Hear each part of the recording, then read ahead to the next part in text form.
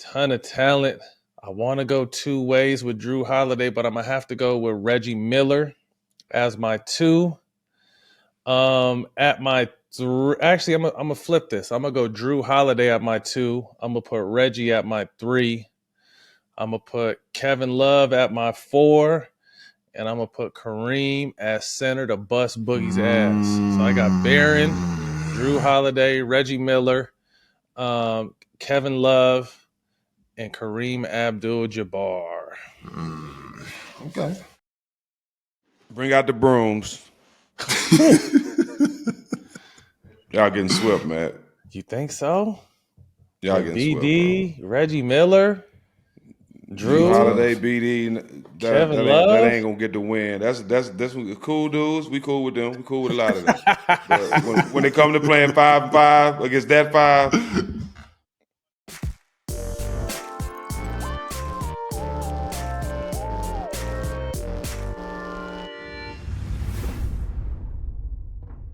Let the March Madness begin. The NCAA tournament is officially underway, and the games are being played all around the country. And the best way to track a schedule and tickets is with Game Time. I just pulled up the app, and I can see that all the games are here at Crypto Arena at the end of the month. That's what's great about the Game Time app. I can see the whole NCAA tournament schedule, or just look to see when the tournament's going to be near me. Game Time has the best layout, hands down. I'm always checking the Game Time app for upcoming events. It's nice to have an app that's 100% reliable with the money-back guarantee, so I know I'm getting the best deals on tickets. And the Game Time app always comes through with the last-minute deals. I'm going to concerts and games this year because of Game Time. I just pick the section, and I can see the view from my seats. Game Time picks the seats for the best price. I take out the frustration and guesswork out of buying tickets with Game Time. Download the Game Time app. Create an account, use the code SMOKE for $20 off your first purchase. That's code SMOKE for $20 off of your first purchase. Download the Game Time app. Last minute tickets, lowest price, guaranteed. Every year, millions of people fill out a bracket for March Madness. But did you know the chance of getting a perfect bracket is 1 in 120 billion? So I'm going to submit my inevitably broken bracket to CoorsLight.com/MarchHoops. Predicting the perfect bracket is damn near impossible. But scoring some cold, hard cash or cool prizes is possible. Now that I've let go of my imperfect predictions for the tournament, I choose to chill and crack open the ice-cold Coors Light. I'm not letting my bracket break me. I choose chill and choose Coors Light this March. Look out for some dope prizes throughout the tournament at CoorsLight.com/MarchHoops.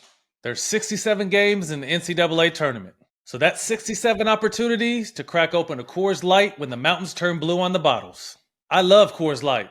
It's my beverage of choice because it's refreshing and easy to drink. And it's easy to get Coors Light delivered straight to your door with Instacart by going to CoorsLight.com/smoke. Celebrate responsibly. Coors Brewing Company, Golden, Colorado. Welcome back, Unplugged, our weekly look at what's going on out there. We got a special guest today, friend of the program, brother of the team, DeMarcus Cousins. Welcome to the show. Stak, Boog, what's up, fellas? What up with it? My next show is going to be from the new crib. I'm excited. Hey. Congratulations. Yeah, thank you. Congrats on that, bro. Looking forward to a new environment. Boogie, going back to Taiwan, second deal with the Beer Leopards. Congratulations. Appreciate you, bro. Fuck that. I wanted him in the Big Three. Fuck that. No, I don't. Fuck the Big Three. I'm fucking with you. Congrats, dog. Congrats, boy. Appreciate it, bro. So how old are you right now? I'm 33. 33. 33. Yeah, so you definitely still got some juice in the legs. How was the last experience out there, and what took you back? Bro, it was amazing. Just the love, how genuine the people are, how kind the people are, hospitality. Everything you can imagine and want. Coming to a new environment or a new place. So they definitely made it worth my while. I enjoyed my time over there. I've built some really good relationships over there. Met some really cool people. So I'm excited to be back. I look forward to my future, moving forward with the team and the organization. And, I'm just enjoying life, bro. I still love the game of hoop. So I'm going to get it in where I can, you know what I mean? And outside of that, I'm still expanding, my horizons, trying to spread my wings and feel my way through this, this thing called life. So that's just where I'm at right now. And, I'm dabbling in everything. So I'm in a good place. Solid pay? Come on, man. You know me, Brody. Yeah, so it got to be solid. Love that Well, part. we And gonna then get to it. We and gonna then get it's not to it. and it's not even that. What'd you say? It's about 50, 60 days. So a couple months I'm only, gonna be right? out there. Yeah, it's like a month and a half, something like that. Okay. So, we finish up the end bit of regular season, and then off into the playoffs to help this You in team, shape? You ready push to for a rock? You ready chip. to go? I'm ready to go, bro. Absolutely Yeah, ready to that's go. dope. How much juice you feel like you still got in your game? You said you're 33. Obviously, the goal is to get back in the NBA, and for whatever reason, that's not happening. You still play the game. How much longer do you see yourself playing? Honestly, man, God willing, my body holds up. I put a lot of time into my body at this stage in my career to, just keep this engine going. But God willing, if my body holds up, I could play this game, until I'm 40, bro. Just with the way I play the game, I understand the game. I've never really relied on athleticism. I've always used. I don't get a lot of credit for it for whatever reason, but I've always tried to use my IQ to, get me through the game. But, I think I got a lot left in the tank. I can help a lot of teams. But, like I said, I'm also in this space where I'm going to go where I'm wanted and appreciated. You know what I mean? So, I ain't begging nor kissing ass to make nothing happen. Y'all know what I can do. Y'all know what I bring. And, if the opportunity presents itself, I'm going to be a pro and, go in and do what I do. What do you feel like the level of play is out there for those who are not familiar with the league? Can you compare it to a level of play? You kind of get put in this place of, once you become a pro and that's all you've really experienced, isn't necessarily for everybody. It's just for certain individuals. And I'm guilty of that. I had the luxury of only, playing in the NBA. I never experienced the G League. I never had to do any of those type of things. So I was ignorant to, the talent and just basketball. And obviously we all got homies that we feel like can make it, but sometimes you put this narrative like, man, well, shit, if you're good enough, you'll make it regardless. And that's just not necessarily the case. So it's not always about what you know. Sometimes it's who you know. Everybody isn't presented the opportunity. Everybody isn't put in a position to succeed. It is coaches that sabotage motherfuckers out here. That's a real thing. So it's a lot of, different scenarios as to why you can't, display your talent at the so-called considered highest level. So, I've earned a new respect for it because I've realized, man, there's some really good basketball players all over the world, bro, and can play at a high level. And I'm glad I am experiencing this side of the game because it's opened my eyes so much. And and at the end of the day, it really helps you appreciate the game as a whole and what it's done on a worldwide basis. Considering it's March Madness, Selection Sunday was yesterday.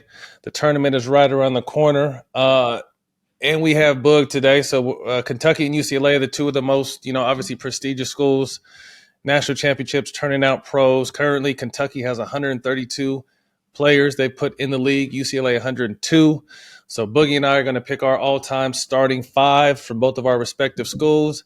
And Jack is going to tell y'all which team he thinks is better. So, Boog, we're going to start with you. You're the guest. Kentucky, a long list of killers. Who's your five? This is going to be easy for me. At PG, I'm going with John Wall.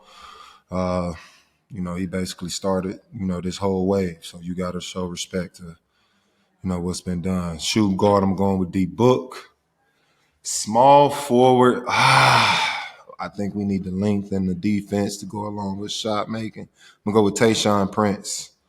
Power forward, obviously Anthony Davis, another, founder of this shit. And at center, I'm going with myself. We're going to hold the paint down and dominate. So That's a tough good five. luck, Matt. For real, I was about to say that's a tough ass five. So I got a question to our panel in here. Are we going? I mean, what kind of? Because I mean, obviously we got Kareem and Bill Walton on this list, but are we playing that kind of game? We playing the new game? What kind of game we playing, man? We playing current basketball? If you put Bill Walton on your team, you lose. I'm telling you that now. Hey, Bill Walton had a lot of game, bro. Yeah, Jelani too. Jelani too. You put Jelani on the team, you gonna lose? Man, That's fucked boy up. don't stand a chance. He don't stand a chance. He got to guard number 15 on the other side. He don't stand a chance. Right. So my point guard, I mean, there's a long list. I mean, we got Westbrook, Lonzo Ball right here, but I think I'm gonna go with the healthy Baron Davis at my point. At the two guard, a ton of talent. I want to go two ways with Drew Holiday, but I'm gonna have to go with Reggie Miller. as my 2. At my 3, actually, I'm gonna flip this. I'm gonna go Drew Holiday at my 2. I'm gonna put Reggie at my 3. I'm gonna put Kevin Love at my 4, and I'm gonna put Kareem at center to bust Boogie's ass. So I got Barron, Drew Holiday, Reggie Miller, Kevin Love, and Kareem Abdul-Jabbar. Okay. Bring out the brooms. Y'all getting swept, man. You think so? Y'all getting BD, swept, Reggie Miller, Drew Holiday, BD. Kevin Love. That ain't gonna get the win. That's cool dudes. We cool with them. We cool with a lot of them. But when they come to playing 5-5 against that 5. I'm about to say, I mean, in fairness, I don't know. Is there a school that you could really fuck with all time over? Yeah, Kentucky? I give you a better UCLA lineup. Okay, well, what's you see the UCLA lineup? Who you going with? I'm going with Russ, okay. BD, you, Kevin Love, and Jelani. I ride with that before I ride with that other shit you put out there. So you wouldn't have Kareem on there? Hey, but they gonna battle harder than the niggas that he put out there the first time. That ain't gonna work. I'm gonna tell you that right now. You gotta think Kev Love was a killer in college and a killer really. Yeah, but he got a guard. Cleveland. Yeah, he got a guard. But you got a guard too. You got a guard too. I'm cool with that. I'm cool. Yeah. No. Hey, you stop acting like you playing every position, Boogie. We talking about ATS. I'm talking about that's what we talking about. You don't know who's gonna show up. I ain't nobody worry about that. I know who gonna show up. That nigga that was next to me in New Orleans. That's who gonna show up. If that's the AD you bring it, then it's a different story. If you bring it, I'm telling you, I put batteries in niggas' backs. But I mean, I know what's up. Like I said before, is there a college that could really match up? I mean, we could probably do a Duke lineup that might be able to, but I don't really know if there's any college, to be honest with you. I mean, Kentucky's had a hell of a run. You know what I mean? So Kentucky's definitely had a hell North of a Carolina, run. You know, you throw as of recently, no. North Carolina can put up a 5. Yeah, not as of recently. Definitely not. I'm just saying. We talking about if we take it back in the day, I think we can definitely make some challenging lists. But with Sheed and Stackhouse now, absolutely, hell yeah. Sam Perkins, Worthy, shit. Jameson was. I'm not disagreeing. I'm not disagreeing, brother. Yeah. Nah, not at all. But current, I don't think anyone could really fuck. with Kentucky got it by a landslide. There's ain't no question about that though. Yeah, I mean, Jelani ain't got a chance though. Damn, he's going.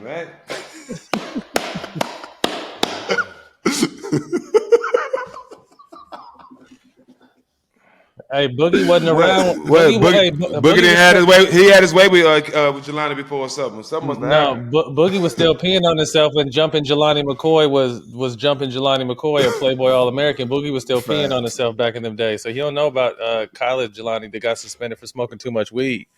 That was a different Jelani back then. Speaking of the tournament, there's been a ton of historical shots and moments. Right now, we're going to go through a handful of them. We're going to pick what one we feel like is special to us, and then we're also going to leave it up to our fans to let them decide what moment they feel was best. And we'll start with Kemba Walker's game winner, his step back, and just his run to get to the tournament that year was crazy. I remember Randolph Childress crossed over. Who did he cross over? Jeff McGinnis? And told him to come here and still hit that jumper. Christian Laettner's greatness in college, arguably one of the greatest college players of all time. His game-winning shot. Chris Jenkins, game winner. UCLA Bruin Tice Edney took it the length of the floor to get the game winner. Jalen Suggs, I think it was against UCLA, the half-court buzzer beater. MJ's mid-ranger to win a championship. So those I listed. Any other you guys got? And if so, what are, from that list I gave you guys, something that you feel like is one of the best college moments? What's the kid name from Villanova? Chris Jenkins. Is it Chris Jenkins, right? Yeah, Chris the game winner not too long ago. Yeah. I like that. That one right there was big. 3 seconds at midcourt. Jenkins gives it to Jenkins for the championship. So that would be yours, Chris Jenkins, game winner. Yeah, Villanova versus UNC.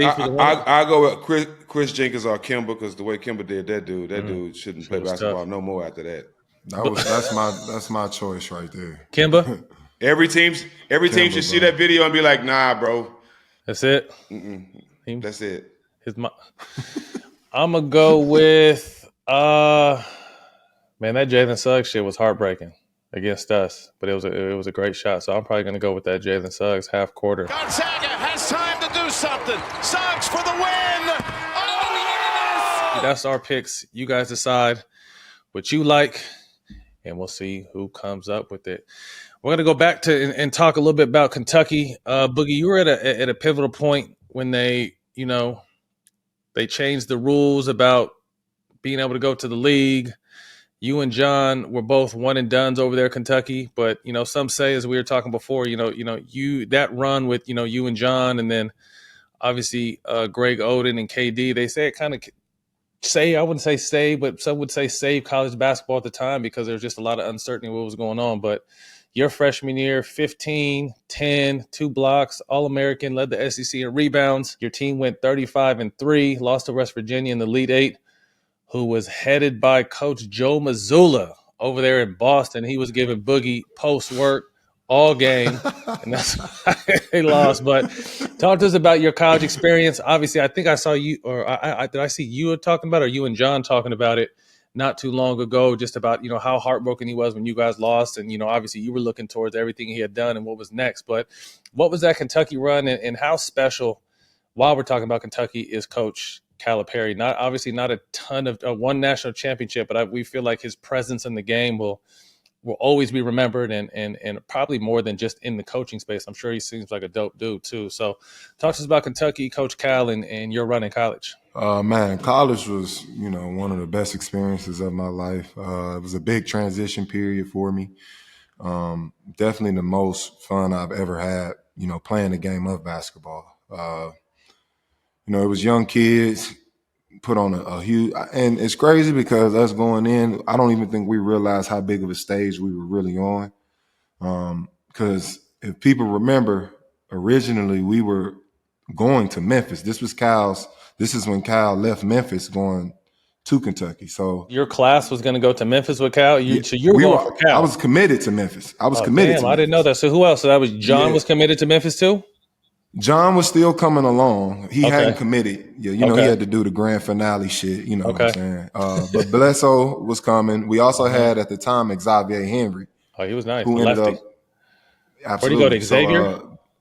He ended up going to Kansas. Kansas. Okay.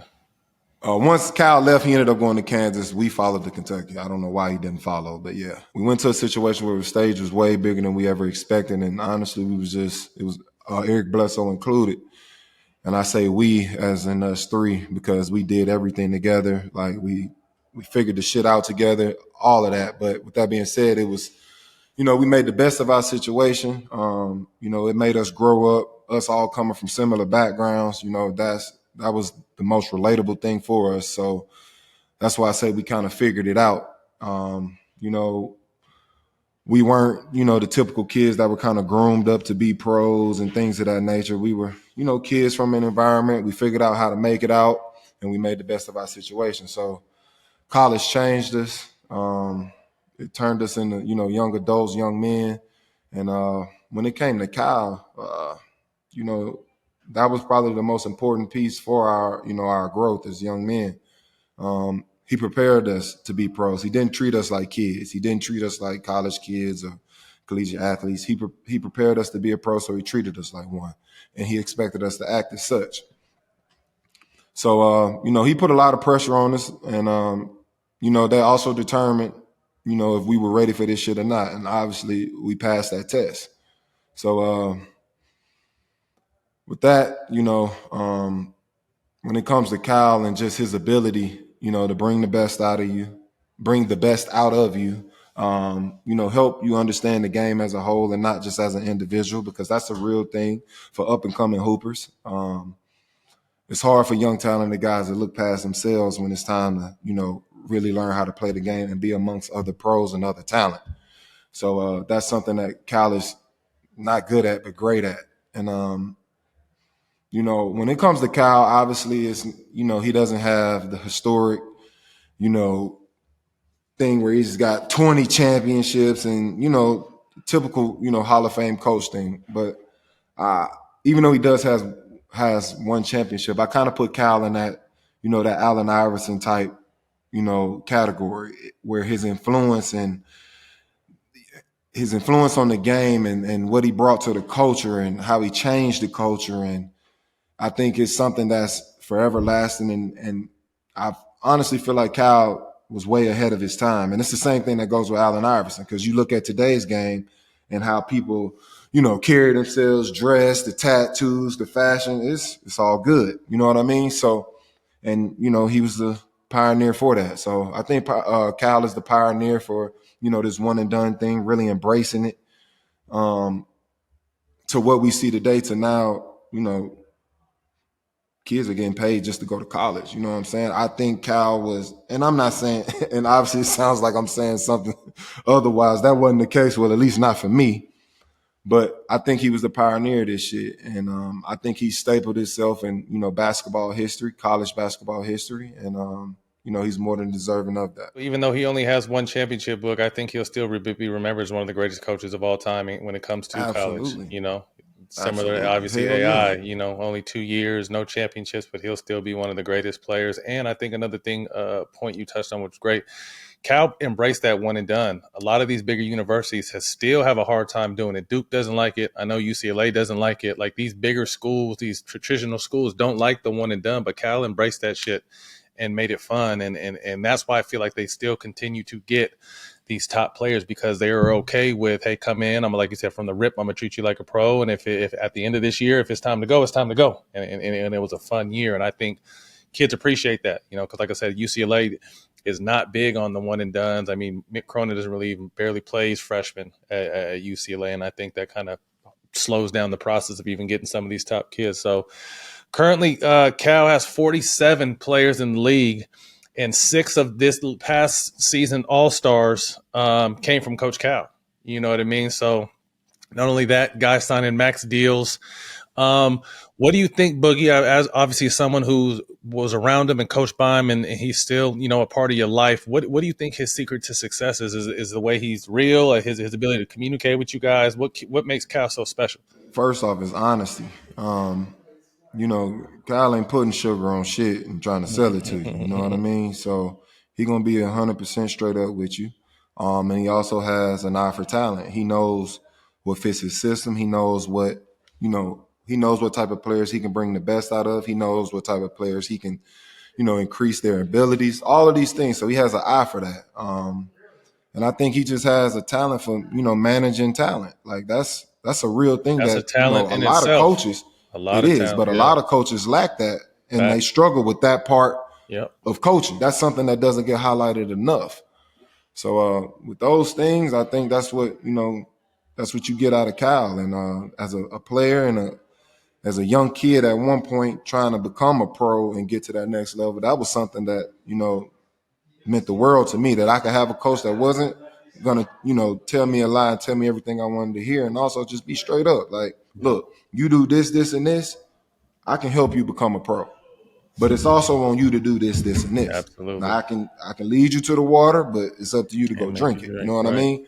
And that's one of the things I appreciated mostly about Cal. For sure. That motherfucker did lie to me though. He did lie to me in my recruitment. That motherfucker told me I was gonna be bringing the ball up.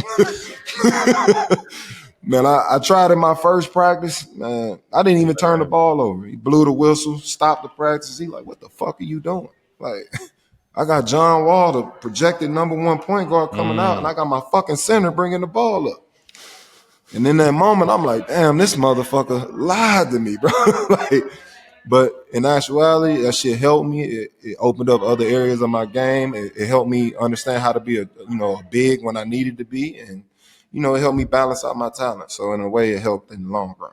That's dope. Shout out Coach Cal. Shout out to Cal. This man. current Kentucky team has possibly 4 new NBA prospects on the horizon. Obviously, Rob Dillingham, which everyone's going crazy over. Our brother DeJuan Wagner's son, DJ Wagner.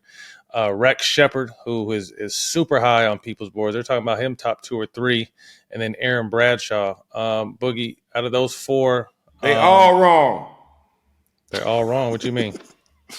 Justin Jefferson going to be the coldest out of all of them. Watch. He going to be the best NBA player out of all of them. Watch. Remember I said that. Justin Edwards? Justin Edwards. I said Justin Jefferson. Justin Edwards. He going to be the best pro out of all of them. Watch. Remember I said that. He's not coming out this year though, is he? Or is Possibly. Possibly. I think he will. He might be that fifth guy. Well, Boog, talk to us about these four right here. Man, all super talented guys. I think they all got the ability to, get to that next level. Rob, None of them Dillingham, 6'8", Boog. That's facts. But hey, this is a small man's league now, so it's all good. Rob Dillingham being, kind of the brightest name on this team. Obviously, I think he's the most talented. Could possibly have the most potential. Long term, an electric player. Kyrie Irving-ish, when it comes to, being as crafty as he is with the ball, being able to create off the dribble, things of that nature, using the dribble to create as well. So Kyrie Irving-ish. DJ Wagner, we all know, son of DeJuan Wagner. Wow. Reed Sheppard, also another pro son.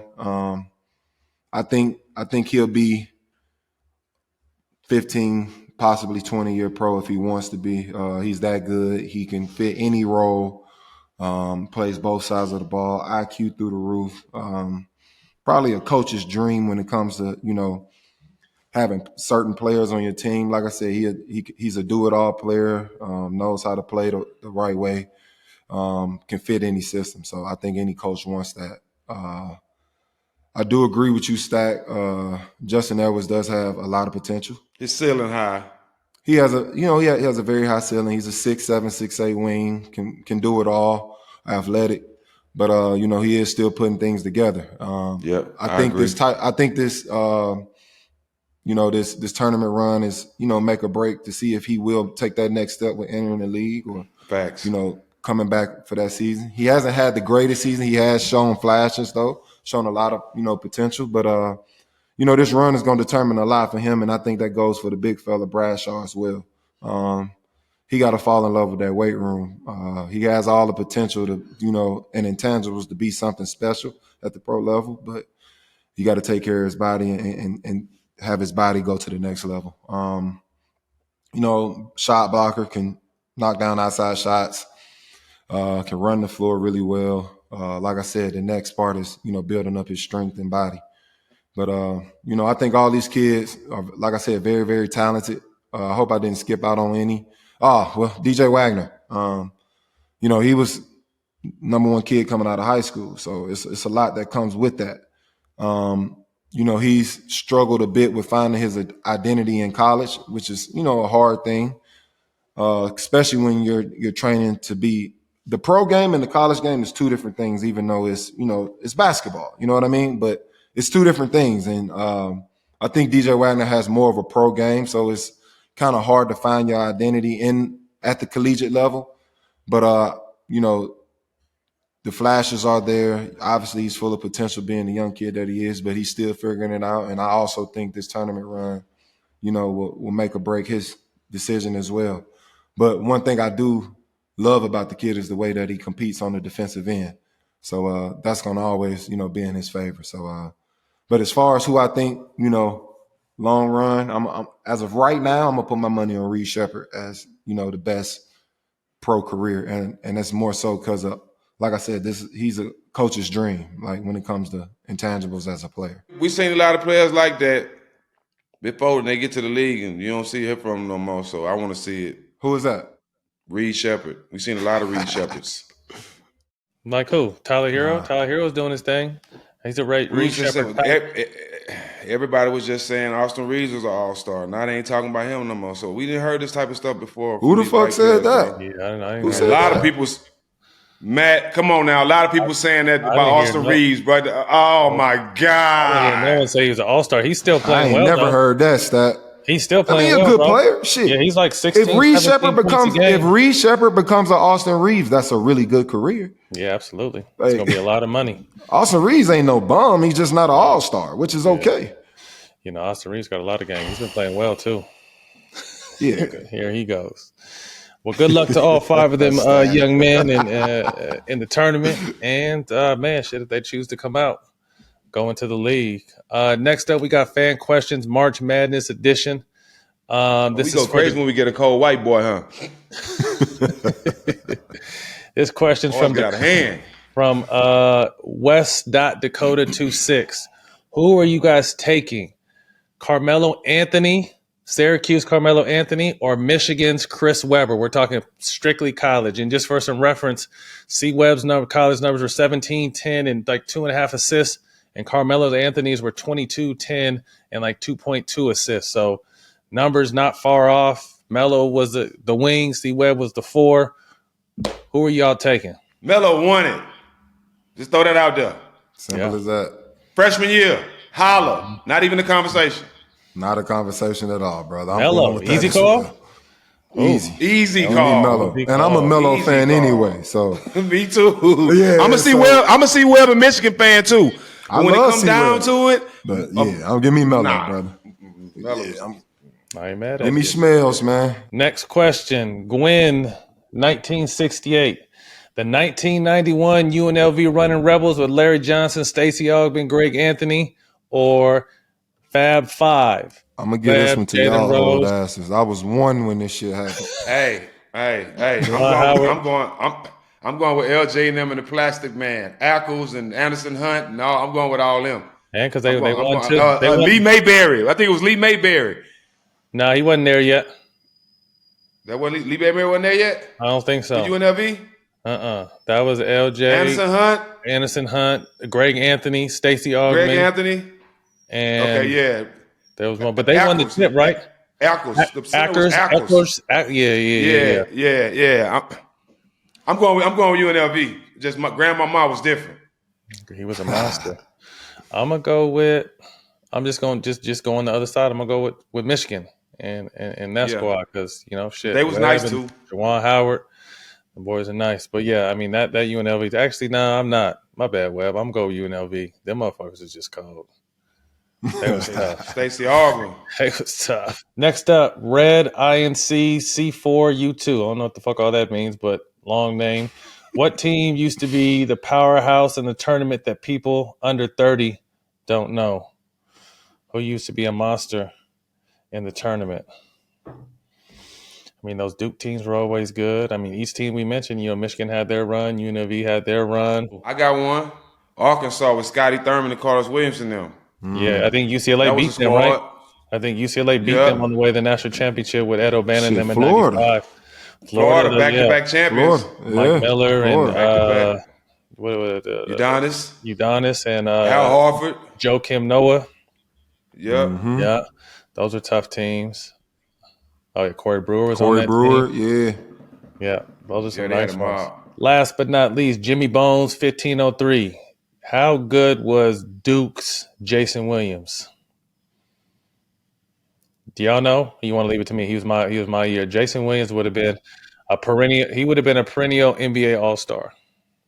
Perennial NBA All-Star. He was 6'3" with bounce, mid-range, three-pointer, a dog on defense. Like Jason Williams would have been a problem in the NBA, and he's someone I want to get on the show too because I don't think people realize how good he was. Like we saw him firsthand in the regular season and the tournament. That motherfucker was a killer. He never got back right after the motorcycle accident. I think he was a number 2 pick in the draft, if I'm not mistaken. I want to say too, he did what was the show Ahmad Rashad used to do? Inside Stuff. He did a show like that where he pulled up, and someone's going to pull this up. Maybe Dylan find this clip. He pulled up to an interview on a motorcycle, and he even spoke on how the team said they didn't want him on a motorcycle. He ends up crashing the motorcycle and never being the same after that, man. So He never played after that? I don't know if he ever. I think he did play some more, Jack. I just don't think he ever got back to obviously to what he was. He was never the same after that injury. Yeah. So. But he was number 2 pick in the draft, national champion. Like people need to go look up the black Jason Williams from Duke because he was cold. Man, shout out to Kyrie Irving for one of the most incredible game winners you will ever see. It was a runner, a left-handed runner over Jokic from the free throw line for game. I'm not on social media, so I ain't see it. Oh, Jack, it was just one of the most beautiful things you'll ever see, bro. Kleba looking in for Irving. Irving for the win. Just one of the most beautiful things. And I mean, it leads me to think that, arguably I put him and Kobe probably the 2 most skilled talented players we've ever seen. But just Kyrie was absolutely incredible. I gotta put him over Cole, man. You think skill wise, you would put him over Cole? Yeah. That motherfucker 5'11" posting motherfuckers up. Yeah. Yeah, That's I'm not mad. unheard of. I think you can't go wrong. Go ahead. Somebody on ESPN was saying recently though that the Mavericks didn't have no post game. They guards don't have no post game, and they got two of the best post guards in the whole league. Right. Motherfuckers just be talking. I don't know what they talking about, bro. Dame tweeted after that shot that Kyrie is the most skilled motherfucker ever, bruh. So I think a lot of people are agreeing with you, Boog. He was just tough. Who are you guys? Did you guys give me your top 3 most skilled players of all time? Kyrie Irving, Kobe Bryant, Kevin Durant. Ooh. I'm going Kyrie Irving, Kobe Bryant, Tim Duncan. I'm going to go Kyrie, Kobe, and Steph. No Joel? Yeah, Joel's tough. Top 5 for He's sure. a killer. Yeah, he's a real life. Top 5 for sure. Shit, Bug, if you would have got to run your career the way you were supposed to run your career, you would definitely be in the top 5. You was doing all this shit that Joel and Jokic was doing back then, dropping 50-point triple-doubles. So want to make sure you motherfuckers know about that. My handle wasn't as tight as Joel's, though. It wasn't as Oh, no, no, bro. That but I boy think got some Bug, what it shit. is, I think it's a different time. But I think, Yeah. Bug, I think not even to your defense, because you still had a solid handle, but you were just doing point forward shit. Now he's doing more guard shit. So if the game was where it is today, I feel like you would have had that type of handle too. You was just running more of a Magic Johnson strong ball point type center type game. Right. But yeah, no. There wasn't a lot of ISOing back then either, so it wasn't necessarily, well, you know what I'm saying. Yeah. I ain't gonna get into it. Yeah. Real quick before we get out of here, shout out to our brother Eddie House and his son Jalen, who led New Mexico to the NCAA tournament. He was the Mountain West MVP. There was a viral moment where his son just went to work. House with 5. House off glass for 2. And it's a 2-possession game. I remember little Jalen, man, being around the locker room with the Clippers, and then there's photos of him out there as a youngster with KG in there when Eddie played for Boston. So I love being able to see like our the guys we grew, the guys we play in the league with, their sons, and this next generation of hoopers, man. So definitely shout out to E House. Is that Mike Bibby's nephew, Jalen? Yeah, because that's Chelsea's son. Yeah, it's Chelsea's son. Yeah. Okay. Yeah. Yeah, you definitely remember. He was definitely around. Also want to shout out, man, I just saw, you could hate if you want, people out there, but Kim K and her Skims, man, them shits is taking over. They had some of the top college players on the cover of Slam just recently in Skims, and she's made her way into the various leagues. So, man, so shout out her. And then also want to shout out my dog, JJ Redick, as he announced him and LeBron are doing a new podcast, man. So I think I was excited for obviously JJ because that's my guy, and then everyone wants to hear Bron talk, but it just also made me think like media is changing, man. Media is changing, and it's so player driven, player heavy now that it's gonna be tough for other people out here to eat pretty soon if you're not a former player. They've been getting over too long, bro. Yeah, I love that. Facts, These motherfuckers have ruined a lot of careers with, personal reckless bias. talk. So, yep, absolutely. yeah, I'm cool with that. Did Bron and JJ play together? No. I just think okay. I remember when we were at ESPN. I remember Bron a few times sent some tweets out and had a lot of respect for the way JJ was talking and moving. But Boogie, it's funny you said that the media bias, that one person that comes in particular is Russell Westbrook. I feel like the media Absolutely. fucked up his image. I don't think it was him at all, because if you know him, you love him, you fuck with him, you respect him. But the media, the clowns like Skip Bayless out there that continue to talk and disrespect, and then the media, fans that aren't well educated on the game will follow along in suit. So I think that's a perfect example of someone who, if you ask his peers, a lot of love and respect. His media or his outside perception is definitely deterred by the way the media's kind of painted him over the last handful of years. I agree. Make sure you check out Tim Thomas this week. Arguably one of the greatest high school players of all time. Definitely had a good time sitting down with him, I think last month in New York. So make sure you guys enjoy that. You can catch this episode on All the Smoke Productions YouTube and the DraftKings Network. Boogie, appreciate your time. Appreciate y'all boys, man. Yes, sir. Always. Jack, Yes, sir. Appreciate you, bro. y'all boys hold it down, and we'll see you guys next week.